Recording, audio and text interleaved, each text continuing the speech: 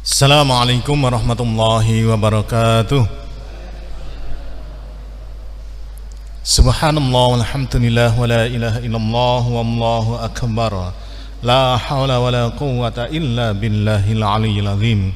Asyhadu an la ilaha illallah wahdahu la syarika lah wa asyhadu anna Muhammadan abduhu wa rasuluh la nabiyya ba'da. Allahumma shalli ala Muhammad wa ala alihi wa sahbihi ajma'in. Amma ba'd. Bapak Ibu, adik-adik jamaah maghrib yang berbahagia, alhamdulillah kita bersyukur kepada Allah kita bisa mengakhiri kehidupan hari ini sekaligus mengawali kehidupan kita hari ini, yaitu dengan taat kepada Allah. Kita penuhi kebutuhan kita, yaitu sholat maghrib secara berjamaah. Kemudian insya Allah kita nanti sampai isya saling tawasabil haq tawasabil sabr. Mudah-mudahan dari kajian ke kajian, dari kultum ke kultum, dari Jumat ke Jumat dan sebagainya semakin menambah iman dan takwa kita kepada Allah, sehingga semakin bertambah umur kita, semakin bertambah usia kita, bertambah iman dan takwa kita kepada Allah, bertambah ilmu kita, bertambah pengamalan kita, dan insya Allah tanpa kita sadari embuh kapan 1 tahun ke depan, 2 tahun ke depan kita menjadi seorang muslim yang kafah, kabeh setiap lini kehidupan kita berdasarkan Al-Quran dan hadis. Bapak Ibu, Dede, sehat sedaya?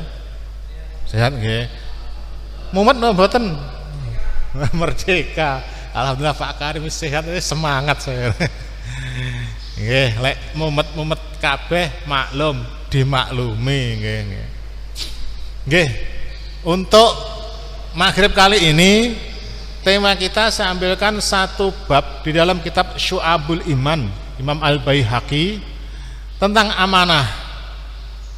Tujuannya kita menyampaikan seperti adalah mudah-mudahan saya panjenengan semua menjadi orang yang amanah terhadap amanah-amanah yang diamanahkan kepada saya panjenengan semuanya, terhadap amanah-amanah yang dibebankan kepada saya panjenengan semuanya. Mudah-mudahan semua jenis-jenis amanah yang selama ini kita sudah pikul, kita dibebankan kepada kita, sekali lagi saya panjenengan semuanya menjadi orang sing amanah.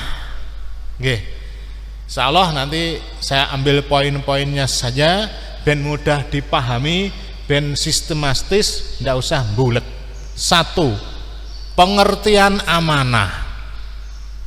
Napa amanah? Wis pokoke ngono kae wis. Amanah itu ngono kae, Pak. Rasa pengertian-pengertian. Nanti kalau kita belajar ini harus apa maksudnya pengertiannya, jangan sampai nanti salah pengertian di depan, nanti berikutnya salah kabeh. Amanah secara etimologi yaitu adalah dari bahasa Arab tentunya dalam bentuk masdar dari amina amanatan, yang berarti jujur atau dapat dipercaya. Sekali lagi, amanah ini adalah jujur atau kita dapat dipercaya. Banyak para ulama yang mendefinisikan amanah niku nopo 1, 2, 3 banyak. Kita ambil yang mudah dipahami, yaitu amanah adalah menyampaikan hak apa saja kepada pemiliknya, tidak mengambil sesuatu melebihi haknya, dan tidak mengurangi hak orang lain, baik berupa harga, barang maupun jasa. Yes, gampangnya pokoknya kita diamanai sesuatu ya kita sampaikan amanah, tidak kita kurang-kurangi, kita tidak tambah-tambah dan sebagainya. Pas seperti yang diamanahkan berarti kita amanah. Ini pengertian amanah. 2. Dalil diperintahkannya kita untuk amanah. Monggo boleh dicek di Al-Quran surat An-Nisa surat 4 ayat 58. Allah berfirman, a'udzu billahi minasyaitonir rajim. Innallaha ya'murukum an tu'addul amanati ila ahliha. Sesungguhnya Allah menyuruh kamu menyampaikan amanat kepada yang berhak menerimanya. Allah langsung memerintahkan kepada saya panjenengan semuanya, kalau saya panjenengan semua dikasih amanah, berikan kepada haknya, sampaikan kepada haknya yang diamanah itu. Itu Al-Quran surah An-Nisa surah 4 ayat 58. Kemudian dalam Sunan Tirmizi, Sunan Abu Dawud, An Abi Hurairah qala Rasulullah sallallahu alaihi wasallam, dari Abu Hurairah telah berkata, telah bersabda Rasulullah sallallahu alaihi wasallam, adil amanah ila man, sampaikanlah amanah, sampaikan berarti ya diberikan amanahnya, ila man intaqanak, maka kepada orang yang berhak menerima amanahnya, wala tahun man khonaka, meskipun kamu kepada orang yang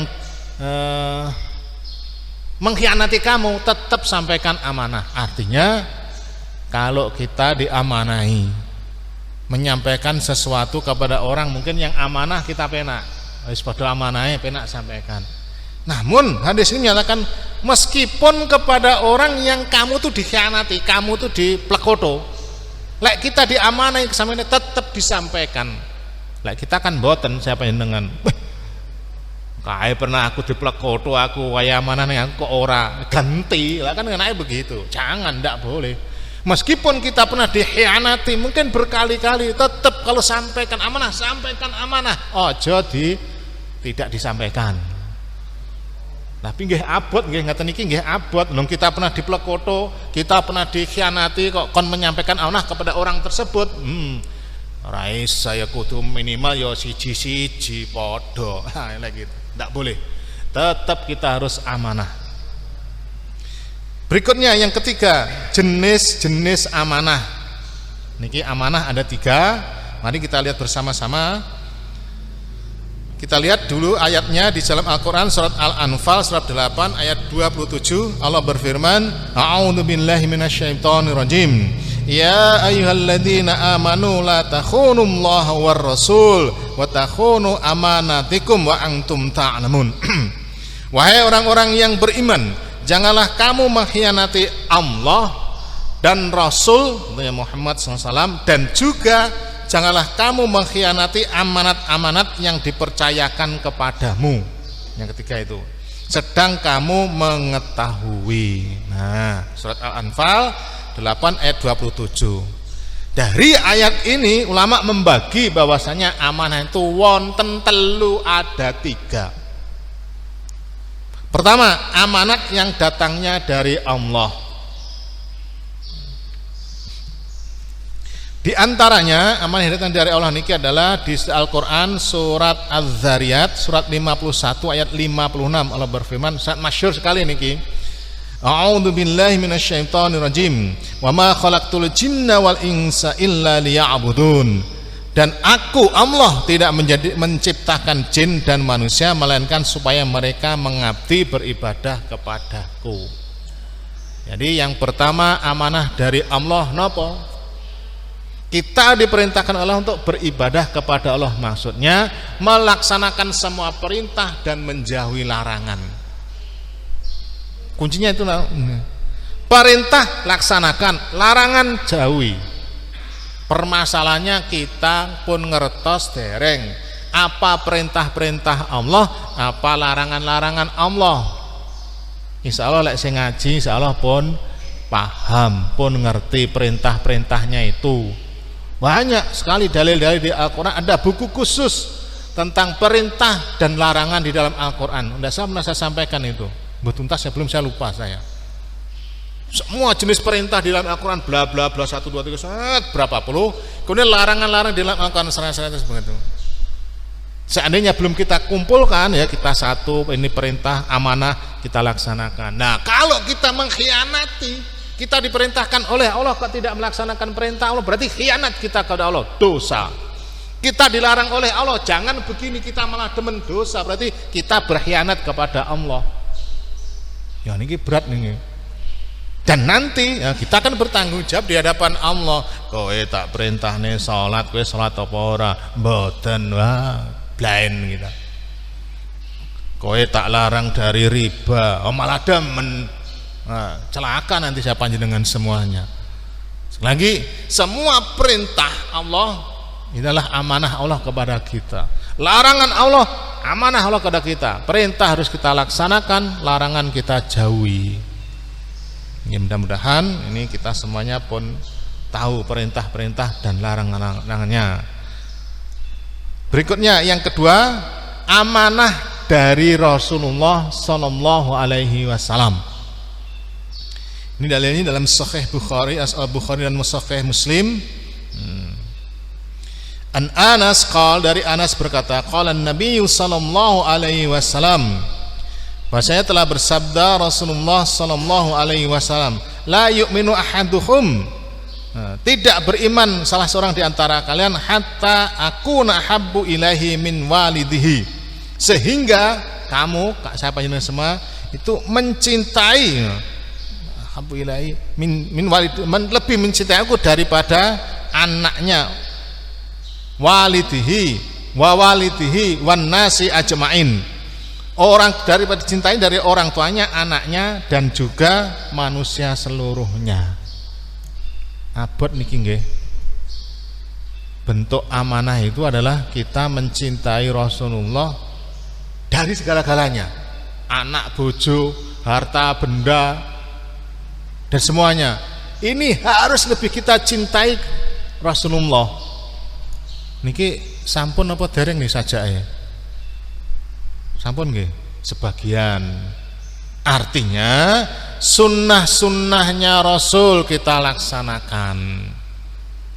Ya, sunnahnya segala perikehidupan banyak sekali sunnahnya Rasul, nggih banyak sekali. Ya, kita diperintahkan oleh Rasulullah salat berjamaah, ya salat berjamaah. Dan semua perintah-perintahnya kita laksanakan. Itu juga merupakan kita cinta kepada Rasulullah.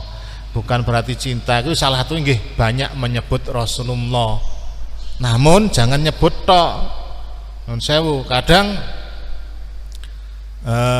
kalau kita masuk ke orang-orang yang tidak atau yang ingin mendiskreditkan Islam, ngelek-ngelek Islam, napa? Panggilannya sekarang nih, wong sing Islam niku, sing aliran keras kah, sing radikal kah, lek teroris mboten lagi. Dulu dhisik awalnya ekstremis. Ini di anu ya, lali enggak, lali. Ya, pokoknya disebutan. Sekarang yang lagi ngetren niku, lek kita ngerti sunnah Rasul, napa jenenge niku? Kadrun. Kadrun itu apa? Itu sebutan orang PKI kepada orang Islam itu. Jadi itu sebutan orang PKI untuk menjelekkan Islam itu kadrun itu. Jadi saya nyebut kadrun orang PKI ini. Bene nih, apa ya PKI bene seperti itu. Jadi itu untuk menghinakan Islam, melecehkan Islam. Lek pokok Indonesia misalkan nggih rada jenggoten titik dipelihara, celanane cingkrang, kok bajune ngeten-ngeten iki. Kayak lek ketemu nih antum anak, kan antum anak, wah iki kadrun kabeh iki. PKI sing ngomong itu.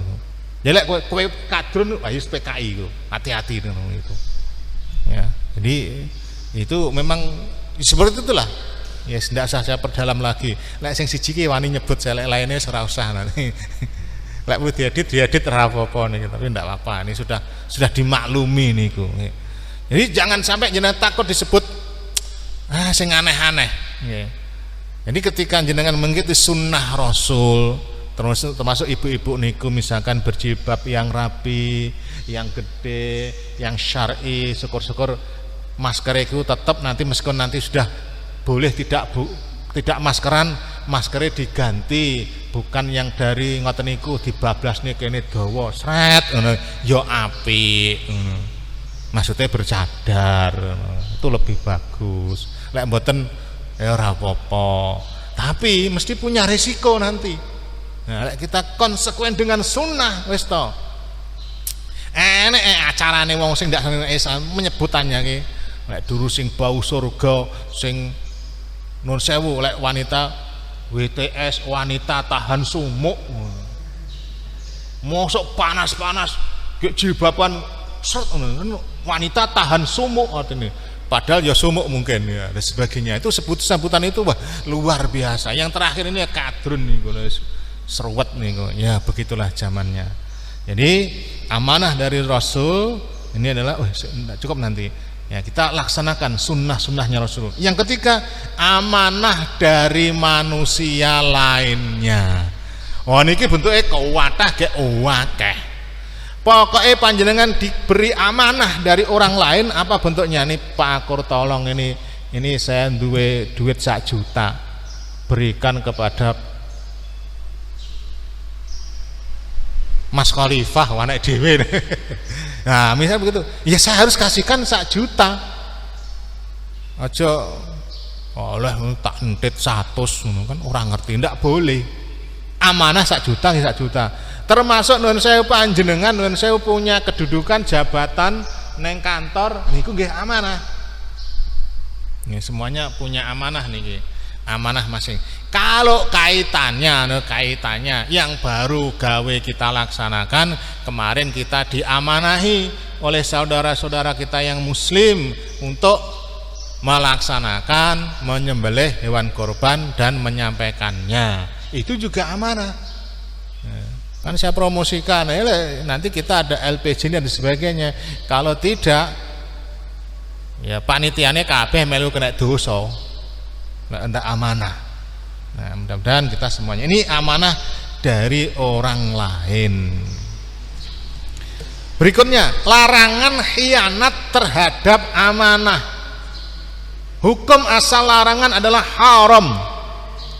Berkhianat terhadap amanah yang diberikannya. Allah berfirman di dalam Al-Quran surat Al-Anfal surat ke-8 ayat 27. A'udzu billahi minasyaitonir rajim. Ya ayyuhalladzina amanu la takhunullaha war rasul wa takunu amanatikum wa antum ta'lamun. Wahai orang-orang yang beriman, janganlah kamu mengkhianati Allah dan Rasulnya, dan juga jangan kamu mengkhianati amanat-amanat yang dipercayakan kepadamu sedang kamu mengetahui. Larangan Allah langsung yang melarang kita menjadi orang yang khianat kepada amanah yang diberikan kepada saya panjenengan semuanya. Kita mengkhianati Allah, minta tobat kepada Allah gampang. Tobat betul-betul tobat. Ya Allah selama ini kalau ora salat, tobat salat. Ya Allah selama ini saya syirik, tobat. Allah kita tidak syirik, tobat. Penak Pak. Namun sing abot itu amanah kepada orang. Kita diamanai orang tidak amanah. Wah, orang itu tidak ridho, tak tuntut kamu nanti neng akhirat, neng dunia ora apa-apa. Tapi tak untuk belain ini. Termasuk orang-orang yang muflis, orang-orang yang bangkrut. Karena nanti kalau saya panjenengan semua tidak amanah, kita dituntut oleh Allah, oleh orang itu di akhirat. Lek neng dunia mungkin ya kalau kita harus tetap jangan khianat. Surat Al-Mu'minun surat ke-23 8 Allah berfirman, A'udzu billahi minasyaitonir rajim. Walladzina hum li amanatihim wa ahdihim ra'un, dan orang-orang yang memelihara amanat yang dipikulkannya kepadanya dan janji-janjinya. Salah satu ciri-ciri ini kan surat yang ayat ke-8. Qad aflahal mu'minun, beruntunglah orang-orang yang beriman. Cirinya banyak sangat di antara ini, dan orang-orang yang memelihara amanat-amanat yang dipikulkan kepadanya, yang diamanatkan kepadanya. Cirinya orang beriman itu amanah. Lek khianat berarti orang tidak beriman. Isae jam pinten? Lu seperempat. Kurang seperempat. Oke, masih 20 menit lagi. Jadi sekali lagi jamaah rahimakumullah, ini perhatian keras bagi saya dan kita semuanya. Jangan sampai kita berkhianat terhadap amanah-amanah yang diberikan kepada kita. Non sewu, hukum di masyarakat itu ada hukum niteni. Ini lebih kejam daripada hukum-hukum yang lain. Misalkan saya diamanai nitipnya duit tadi 1 juta, seharusnya disampaikan ke Mas Teri, Pak aku ditanya Mas Teri 1 juta. Tak entit 50 misalkan, tak kasihkan materi 950 ngono. Pripun ini? Mungkin ternyata Pak Agung ini pembualan. diamani 1 juta dikekne 950. Misalkan saya lapor kepada Pak Nun Sewu, ini amani 1 juta tak kene 950, pripun jenengan ridho napa mboten? Wis ora apa-apa Pak, nggih ongkos bensine. Lah itu klarifikasi kan berarti boleh. Tapi lek sama-sama tidak ridho tidak boleh. Dan lek sekali naik apa luka seperti itu, sekali diteni, mungkin dites yang kedua kali, Pak aku kayak amanah kedua nih, amanat mboten. Lek ora es remuk itu sepanjang hidupnya dia eling terus ae Pak Akur ora amanah pret, berikutnya ndak mau lagi. Jadi kan begitu, mesti ditenin itu. Wah Pak Akur ora amanah, sepisan BM mungkin coba kedua kali, peng pindo, pokoknya peng telu kayak panggang wis remuk. Pasti tidak percaya orang dengan saya, kecuali dia bertobat kepada Allah dan meminta maaf, ridho kepada orang yang saya khianati itu, insya Allah masih amanah itu bisa.